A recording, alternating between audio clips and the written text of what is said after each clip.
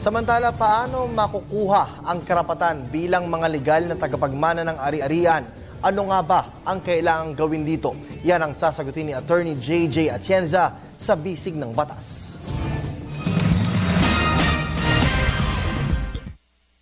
Ang email na aming natanggap ay mula kay Ana Maria Pajarillo. Siya raw ay masugid na manonood ng telebisyon ng bayan. Sana raw ay matulungan siya tungkol sa problema nila sa pamilya patungkol sa karapatan ng mga legal heirs o tagapagmana.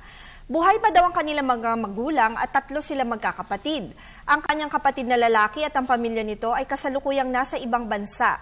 Ang kanya naman daw bunsong kapatid na babae at ang asawa at mga anak nito ay nakatira sa bahay ng kanilang mga magulang sa Pasig City. Si Ana at ang kanyang pamilya naman ay nakatira sa Quezon City. Ang mga magulang daw nila Ana ay naisipan na ibenta ang dati nilang bahay sa Pasig na nakapangalan sa kanilang mga magulang. Kaya dapat daw ay may karapatan ang magkakapatid dito.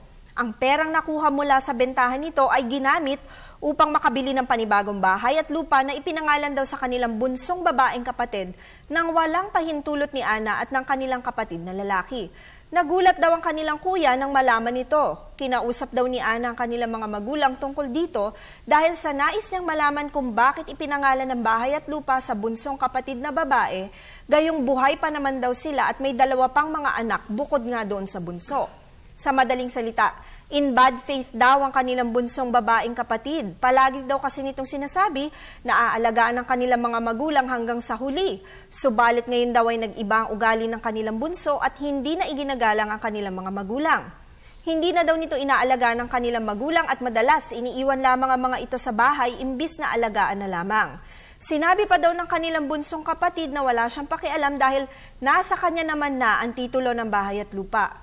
Desperado na raw si Ana at kanilang kuya patungkol sa nangyayari sa kanilang mga magulang. Nais daw nilang kunin ang kanilang kabahagi sa bahay at lupang ito kasama ng kanilang mga magulang na buhay pa naman. Kailangan daw ba nilang gumawa na affidavit of adverse claim upang ipa-annotate sa Register of Deeds o kailangan daw ba nilang magsampa ng petisyon sa korte? May mga dokumento daw kasi silang magpapatunay na walang kakayahang makabili ng house and lot sa isang eksklusibong subdivision sa Pasig City ang kapatid na bunso at ang asawa nito.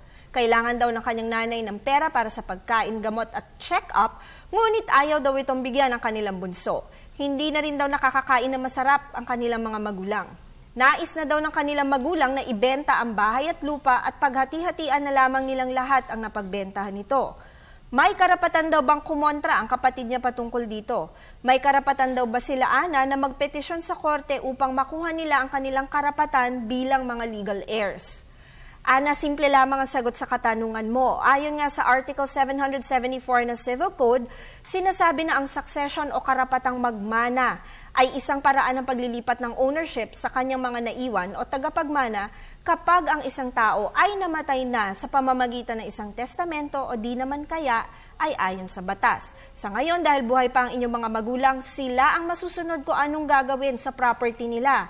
Sa iyong kapatid, aminado naman yata siyang hindi siya ang bumili ng property na ito. Tandaan na ang aming opinyon ay limitado lamang sa mga impormasyong inyong ibinigay sa amin at maaari itong mag-iba. Depende pa sa karagdagang detalye. Patuloy po kayo mag-email sa ptv4newscenter@gmail.com. Attorney JJ Jimeno Atienza, ang inyong bisig ng batas.